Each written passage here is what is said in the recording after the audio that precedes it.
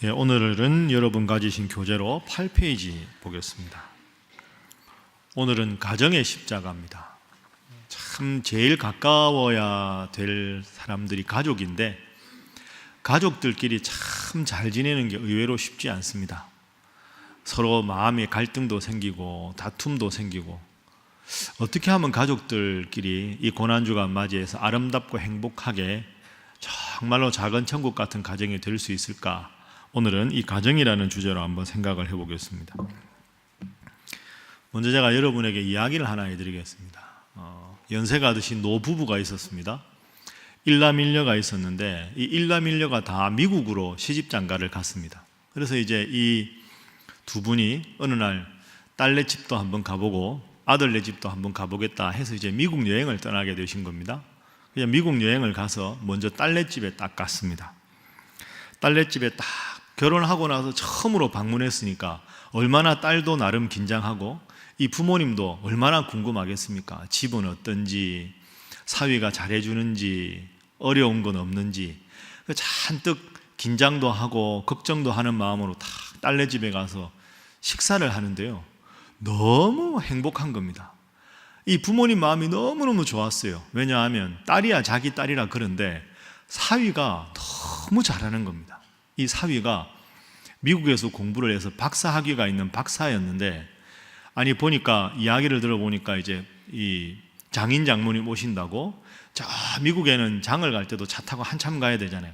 장 볼 때도 같이 가고 무거운 거 다 집에 들어주고 또 음식 준비도 늘 도와주고 그 다음에 설거지도 사위가 다 하고, 그걸 보고는 이야, 우리 딸이 참 시집을 잘 갔다, 너무너무 마음에 기뻤습니다. 흡족하게 그날 딱 잘 자고 며칠 지내다가 아들네 집에 간 겁니다. 우리 아들도 잘 살겠지 하고 이제 아들네 집을 딱 갔습니다.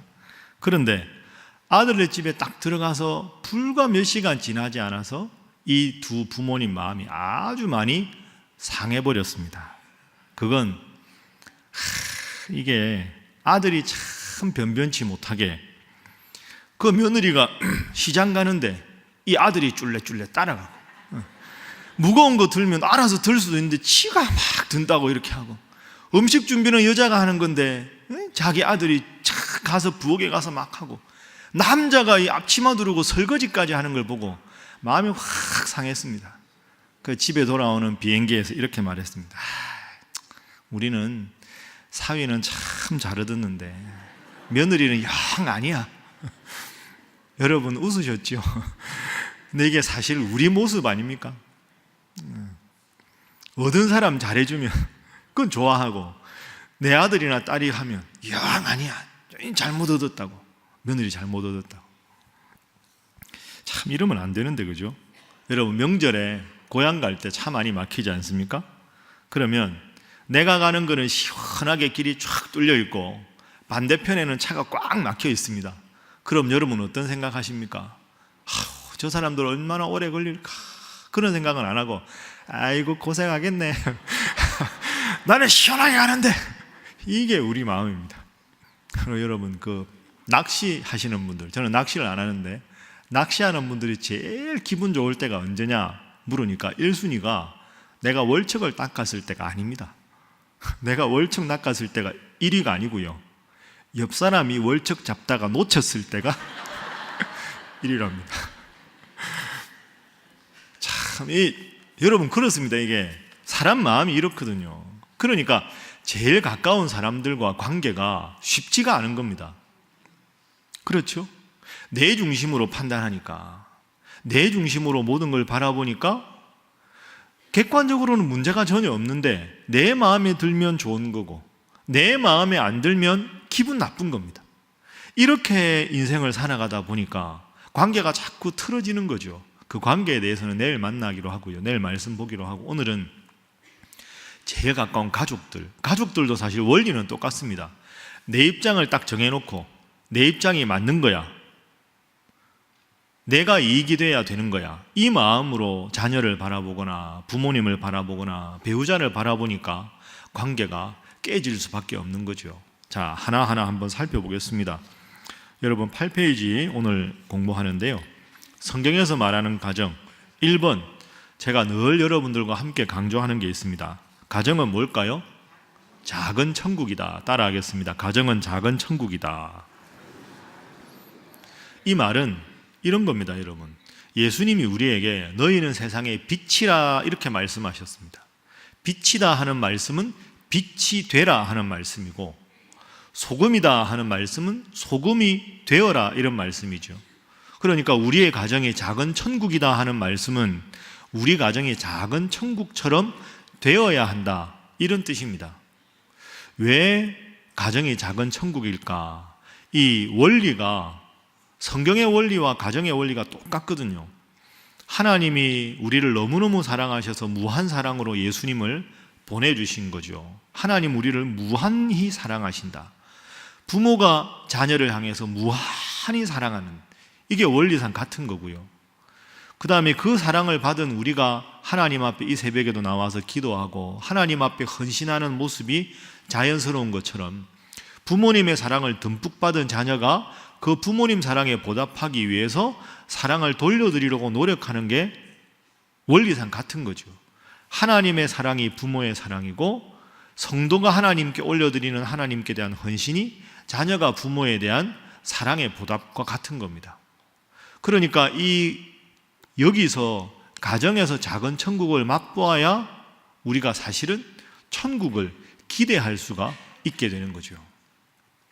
음식을 먹을 때도 똑같지 않습니까? 바깥에서 들어와서 집에 딱 왔는데 요리하는 부엌에서 아주 맛있는 냄새가 나면 음식을 먹지 않아도 그 음식의 향기 때문에 야, 오늘 맛있겠다 하고 기대하는 거죠. 들어와서 악취가 나면 밥 먹는 것 자체가 싫어집니다. 여러분 이거 잘 기억하셔야 합니다. 가정이 작은 천국이 돼야 되는 이유는 그냥 가족들끼리 사랑하라는 게 아니고요. 가정이 천국의 모형이 되어야 자녀들이 하나님 믿는 게 정말 위대한 일이구나, 하나님이 나를 사랑하신다는 게 이런 거구나, 그러면 이런 무한 사랑이 있는 곳이 천국이구나 하고 믿음 생활을 잘 하게 되는 거죠. 가정이 하나님 말씀 위에 바로 서야 더욱더 자녀들이 입술로 전하지 않아도 천국을 기대하게 되고 믿음 생활이 얼마나 행복한 것인지 알게 되는 겁니다. 그래서 성경은 가정에서 시작해서 가정에서 끝납니다. 창세기에 보면 하나님께서 아담을 만드시고 잠든 사이에 갈빗뼈를 취해서 하와를 만들어 주셨습니다. 가정으로 시작하죠. 신약 성경 맨 마지막 요한계시록에 가보면 예수님은 신랑이시고 예수님 믿는 우리들은 뭡니까? 신부입니다. 그러니까 창세기 첫 부분도 가정, 요한계시록 마지막 부분도 가정. 성경은 가정에서 시작해서 가정에서 끝난다. 더 중요한 건 하나님께서 친히 만드신 제도가 가정입니다. 하나님이 친히 만드신 제도가 사실 별로 없습니다, 여러분. 뭐 사회나 마을이나 국가나 이런 건 아니잖아요. 가정을 하나님 친히 만드셨고 교회를 하나님께서 친히 만드셨습니다. 가정이 작은 천국 되어야 되고, 성경은 가정에서 시작해서 가정으로 마치고, 그리고 가정을 하나님께서 친히 만드셨다. 그러니까 우리가 가정에서 정말로 서로 하나님의 사랑을 확인하고 살아야 되는 이유가 여기에 있는 것이죠. 그게 오늘 이 교재 1번부터 3번까지 전체 내용입니다. 자, 그런데 큰 2번 한번 보겠습니다. 그런데 가족들끼리 이렇게 하나님이 가정을 소중히 여기시는데 사랑하고 행복하는 가정이 되기가 쉽지가 않습니다. 그래서 여러분 가족들끼리 어떻게 하면 잘 지내느냐, 제일 먼저 기억하실 게 있습니다. 저를 한번 따라해 보시죠. 가족도 십자가다. 이 기억하셔야 됩니다. 가족 관계도 십자가입니다. 노력이 필요하고 기도가 필요하고 훈련이 필요합니다. 방금 제가 노부부 말씀드렸잖아요. 그것도 아버지 입장이 다르고 어머니 입장이 다르고 다 다르지요. 그러니까 가족들끼리 잘 지내는 것도 십자가를 지고 가려면 훈련이 필요하고 기도가 필요하듯이, 내가 아버지 노릇, 어머니 노릇, 할아버지 노릇, 할머니 노릇, 자녀 노릇 잘 하기 위해서는 기도해야 하고 내 생각을 내려놓아야 하고 훈련도 받고 교육도 받아야 된다는 겁니다. 그런 것 없이 가족이 행복하기를 바라는 것, 그거 잘못된 겁니다. 내가 부모 노릇 잘 하는 것도 십자가고요. 자녀 노릇 잘 하는 것도 십자가입니다. 배우자 때문에 마음이 상하는 게 당연하고 자녀 때문에 마음 상하는 게 당연한 겁니다. 우리 집은 왜 그럴까? 너희들은 왜 그러니가 아니라 그게 원래 사람 사는 겁니다. 그렇죠? 다 살기 때문에 서로의 생각이 있을 수밖에 없습니다. 그래서 우리 교회가 어머니 기도회 하지요. 어머니들을 위해서 훈련이 필요하니까 어머니 기도회를 하는 겁니다. 어머니라는 지위는 자녀가 있으면 자연스럽게 주어지는 거지만 어머니 노릇을 제대로 하기 위해서는 교육이 필요한 거죠. 그래서 어떤 교회들은 어머니 학교도 하고 아버지 학교도 하고 앞으로 그런 것도 필요하겠지요. 두 번째는 쉽지 않다는 걸 우선 인정해야 합니다. 가족들이 화목하게 지내는 것, 서로 사랑하는 게 생각보다 쉽지가 않습니다. 그러니까 여러분의 가정이 왜 우리 집은 이렇게 사이가 안 좋을까? 사이가 안 좋은 게 당연하다니까요. 거기서부터 그럼 어떻게 노력할까? 이게 풀어가야 될 문제지. 왜 다른 집은 화목한데 우리 집은 화목하지 않을까? 이렇게 생각하고 노력하지 않는 게 제일 큰 문제가 됩니다. 제가 언젠가 여러분에게 한번 말씀드렸는데요. 제가 미국에서 공부할 때 아주 친하게 지내던 동갑내기 친구가 있었습니다. 그 친구는 이제 교회사를 공부하고 이웃 학교에 있어서 자주 밥도 먹고 친하게 지냈는데 아버지가 목사님이었어요. 박사 공부를 같이 하고 논문을 같이 쓰니까 얼마나 친하게 지냈겠습니까? 근데 그 친구가 어느 날 그렇게 하는 겁니다. 이렇게 우리끼리 모여서 이제 서로를 위해서 기도하는데 맨 처음에 이제 돌아가면서 기도하면 하나님 아버지 감사합니다 하고 기도를 하나씩 이렇게. 근데 이 친구가 기도가 다 끝난 다음에 저보고 야, 너는 기도 시작할 때 늘 보니까 하나님 아버지 은혜를 감사합니다 이렇게 기도하더라. 하나님 아버지 감사합니다. 난 그게 제일 자연스러운데. 근데 이 친구가 웃으면서 야, 나는 하나님 아버지가 안 나와. 아버지가 그냥 주님 이런 마음이 편하고 하나님 이런 마음이 편한데 하나님 딱 아버지를 딱 붙이면 아버지 얼굴이 딱 떠오르면 기도가 탁 막힌대요. 이 아버지가 너무 엄하게 키우셔가지고 하나님 하면 마음이 너무 좋대요. 아버지 아버지 여러분 그렇다고 하나님 아버지라고 기도하지 않는데 다 아버지하고 관계가 문제가 있다는 게 아니고요. 이게 아주 심각한 겁니다. 하나님의 아버지를 붙이면 마음이 불편해진다. 제가 아까 말씀드렸죠. 부모님이 나를 얼마나 사랑하는지 깊이 느껴야 하나님의 사랑을 느낄 수 있는 겁니다. 특히 아이들이 어릴수록 하나님 아버지라고 하면 그래 우리 아빠가 날 사랑하잖아. 자연스럽잖아요. 근데 너무 아버지가 목사님이라 엄격하게 엄하게만 키우니까 하나님 아버지 하면 잘못하면 바로 꾸중하시고 불같이 화를 내시는 하나님 상이 딱 들어오게 되는 거죠. 그만큼 그게 중요합니다. 그렇다고 서로 기도 들으시고 저 사람 하나님 아버지 하나하나 보자 그럴 건 없습니다. 사람마다 다 다른데 그걸 한번 잘 생각해야 합니다. 자, 그러면 가정이 작은 천국 돼야 되는데 그렇게 살기가 힘들다. 그러면 이제 우리가 어떤 노력을 해야 되는가? 자, 그 다음 페이지 보겠습니다. 여러분 9페이지 보십시오. 오늘 제가 여러분에게 소개할 가정은 디모데의 가정입니다. 디모데. 자, 디모데가 누구냐 하면 바울의 영적인 아들이었죠. 바울의 후계자입니다. 바울은 결혼해서 자녀가 있는 사람이 아니었죠. 신약 성경에 예수님보다 더 많은 말씀을 기록한 게 바울인데 바울이 영적인 아들로 여기고 사랑했던 사람이 디모데. 그럼 디모데가 그 많고 많은 바울을 따라다니던 동역자들 중에서 왜 하필 디모데였을까? 디모데가 왜 그렇게 훌륭한 바울의 영적인 아들로까지 불릴 수 있었을까? 그 이유가 있습니다. 그게 오늘 본문에 나오는데요. 자, 오늘 본문 5절 말씀 화면 한번 보시죠. 화면, 바울이 디모데에게 하는 말입니다. 함께 읽습니다. 시작. 이는 내 속에 거짓이 없는 믿음이 있음을 생각함이라. 이 믿음은 먼저 내 외조모 로이스와 내 어머니 유니게 속에 있더니 내 속에도 있는 줄을 확신하노라. 아멘. 바울이 디모데에게 디모데야 너는 마음에 믿음이 있다. 너는 참 믿음이 있는 훌륭한 사람이다 이러면서 그 다음에 뭐라고 설명하느냐. 그런데 디모데, 너가 가지고 있는 이 아름답고 훌륭한 믿음은 너 스스로가 기른 게 아니라 외조모, 외할머니, 누구라고요? 로이스. 어머니는 유니게. 그러니까 외할머니 로이스와 어머니 유니게를 통해서 신앙교육을 잘 받아서 내가 훌륭한 믿음을 가지게 되었다. 이렇게 지금 바울이 칭찬합니다. 그러니까 디모데는 바울처럼 급격한 회심을 해서 어느 날 예수님을 잘 믿은 사람이 아니고 이 외할머니 신앙, 어머니 신앙을 잘 전수받아서 어릴 때부터 믿음 생활을 잘 했다는 거죠. 그래서 믿음이 훌륭해서 바울이 영적인 자신의 후계자로 삼았습니다. 그런데 여러분, 하나 이상한 게 있죠. 디모데 아버지는 안 나옵니다. 어머니만 나오고, 디모데 아버지는 기록에 의하면 헬라 사람입니다. 그러니까 아버지가 신앙이 훌륭한 사람이 아니었어요.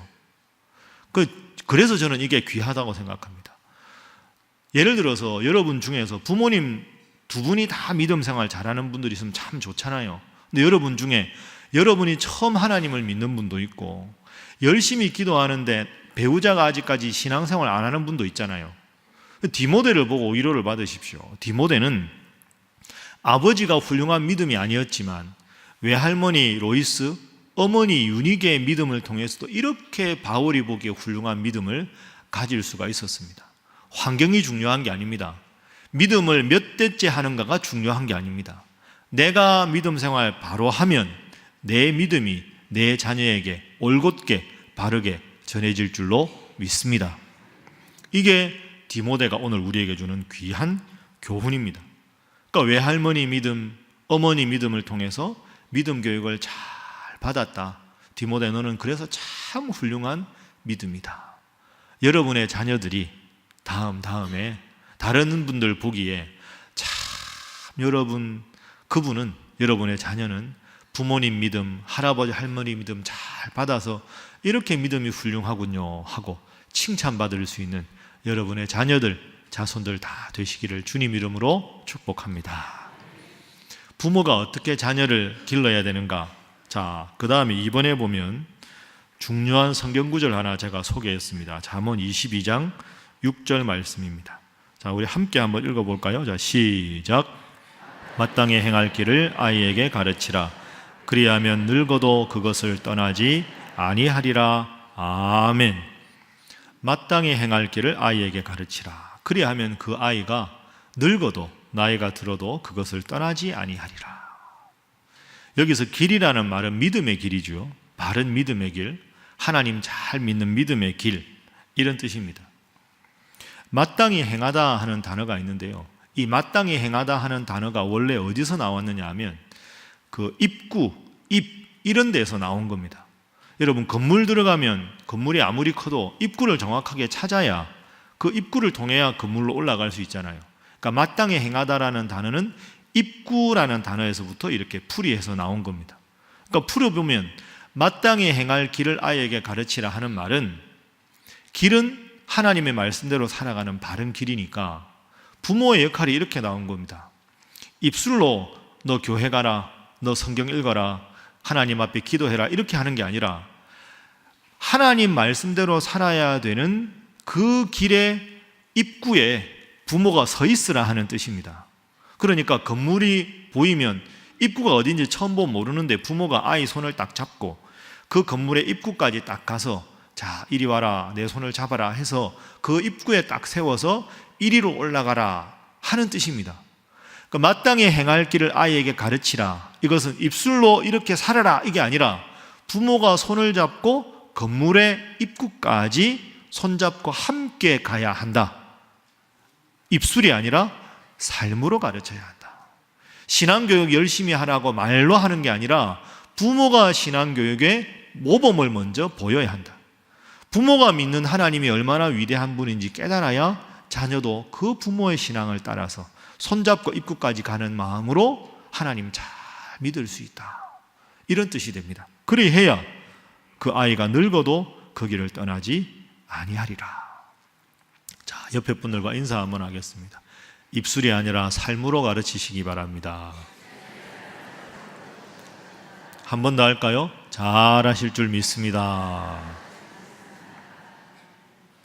그러니까 이게 제일 중요한 겁니다, 여러분. 오늘 다른 거 잊으셔도 이게 제일 중요합니다. 여러분이 하나님 사랑하는 모습을 보여주셔야 합니다.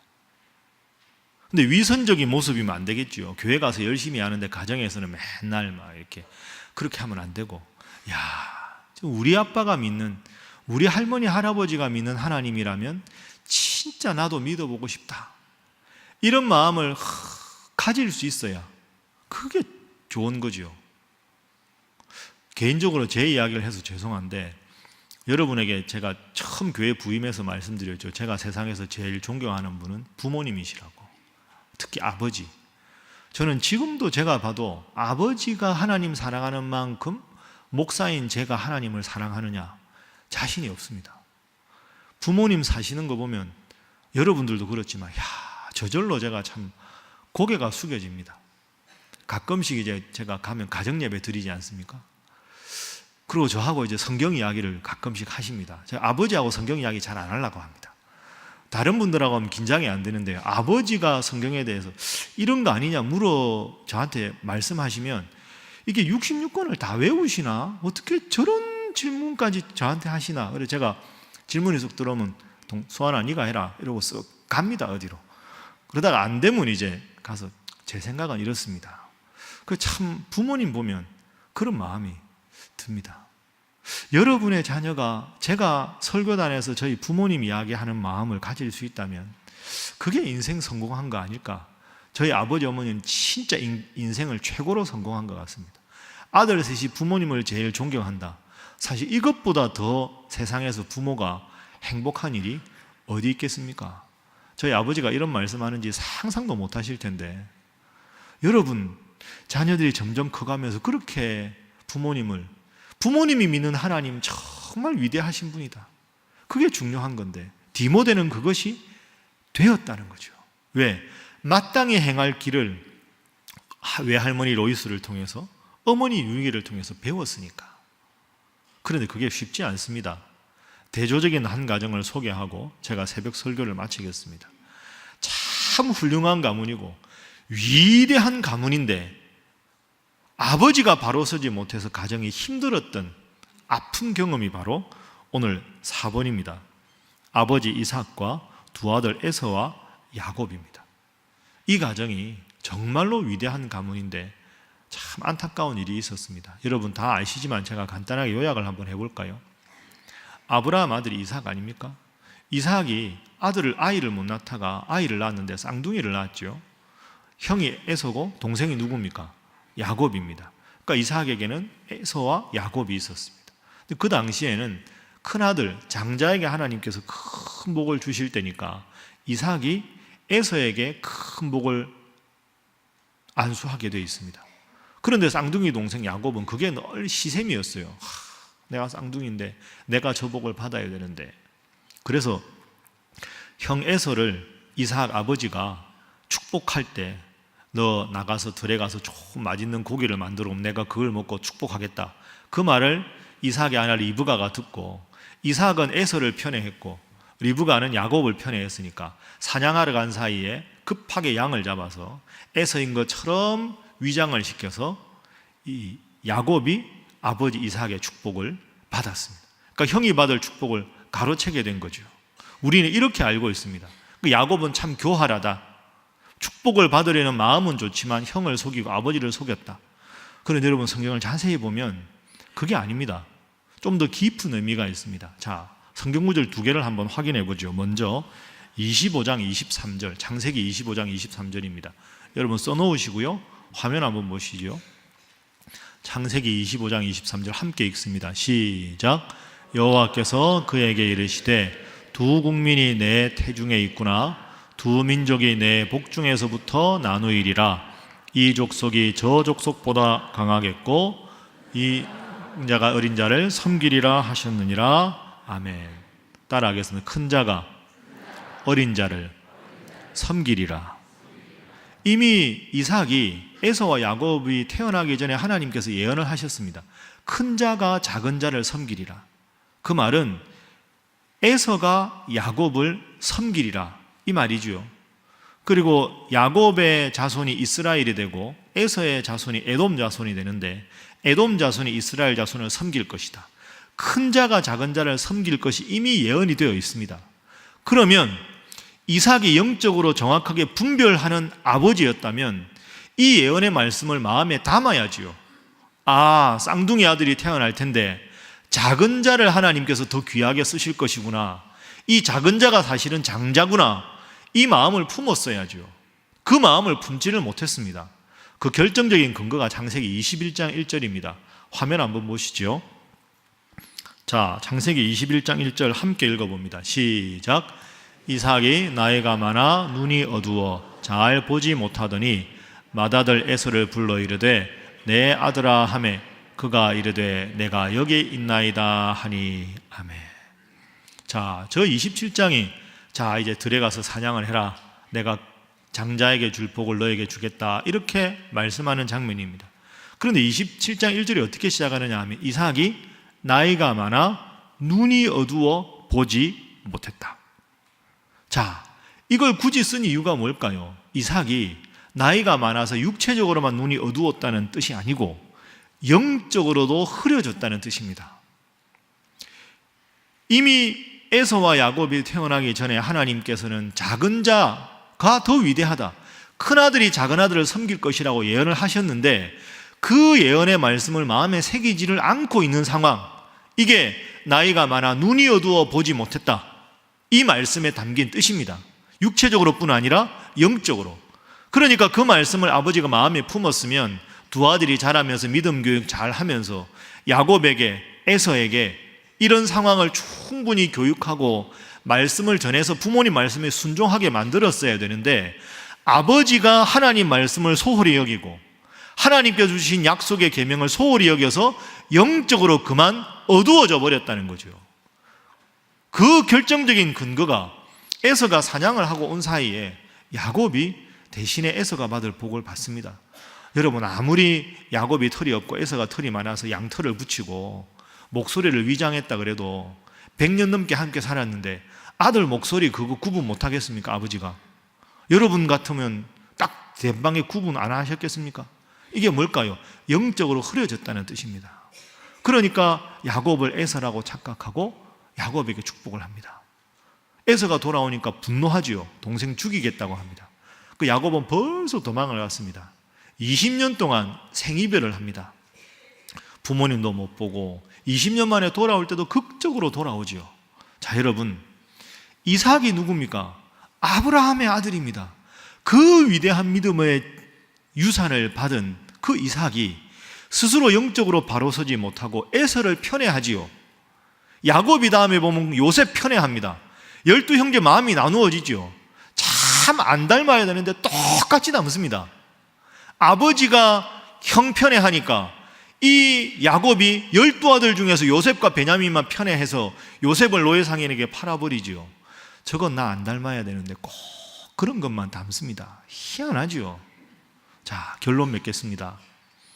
오늘 본문의 두 가문의 극한 대립입니다. 디모데는 변변치 않은 가문이었어요. 아버지가 하나님 잘 믿지 않았어요. 그런데 외할머니랑 어머니가 열심히 신앙교육 시키니까 변변치 못했는데 바울의 영적인 후계자가 되는 위대한 사도가 됩니다. 이삭은 그 위대한 믿음의 조상 아브라함의 직계 아들인데 하나님 두 아들을 주시고 미리 이 두 아들의 운명을 예언해 주셨는데 아버지가 영적으로 바로 서지 못했을 때, 아버지 어머니가 각각 두 아들을 편애했을 때 생이별 20년의 아픈 결과가 있었습니다. 부모가 믿음에 바로 서는 것이 이만큼 소중합니다.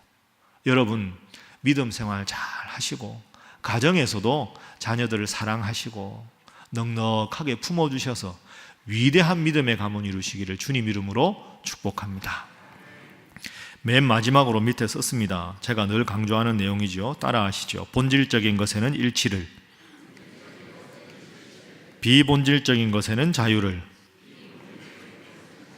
그리고 이 모든 것에는 사랑을. 이거 외우십시오. 본질적인 것, 하나님 섬기는 것 일치, 비본질적인 건 자유롭게 해주십시오. 애들 너무 간섭하지 말고 그건 괜찮다, 넉넉하게. 그리고 모든 것을 사랑으로, 교회 일도 마찬가지고 여러분들끼리도 마찬가지입니다. 본질적인 것은 일치를 하되 또 다르게 해석할 수 있는 건 넉넉한 마음으로 품어주고 서로 사랑하고, 그래야 교회가 아름답고 가정이 화목하지 않겠습니까? 여러분의 가문이 위대한 바울의 후계자 디모데 같은 훌륭한 가문 되시고, 여러분의 자녀들이 하나님 잘 믿는 자녀들 되셔서 세상에서 여러분의 부모님의 신앙을 본받기를 원하는 그런 자녀 다 되시기를 주님 이름으로 축복합니다. 함께 기도하겠습니다. 하나님, 오늘은 우리가 가족에 대해서 배웠습니다. 하나님, 정말로 부모의 신앙이 자녀들에게 바르게 준수되는 그러한 위대한 믿음의 가문, 우리 사랑하는 가정 되게 하여 주시옵소서. 하나님, 부모로서 자녀로서 제가 부족한 점이 많습니다. 깨닫게 하시고 가족들을 대하는 제 태도가 먼저 변화되어 우리 가족이 작은 천국 같은 가족들, 작은 천국 같은 가정 되게 하여 주옵소서. 자녀를 위해 눈물로 기도하는 가정, 축복하는 가정, 서로를 넉넉한 마음으로 품어주는 행복한 우리 가족, 또한 우리 신일교회 되게 하여 주시옵소서. 다 함께 통성으로 기도하겠습니다. 주여 믿습니다. 주여 믿습니다. 주여 믿습니다.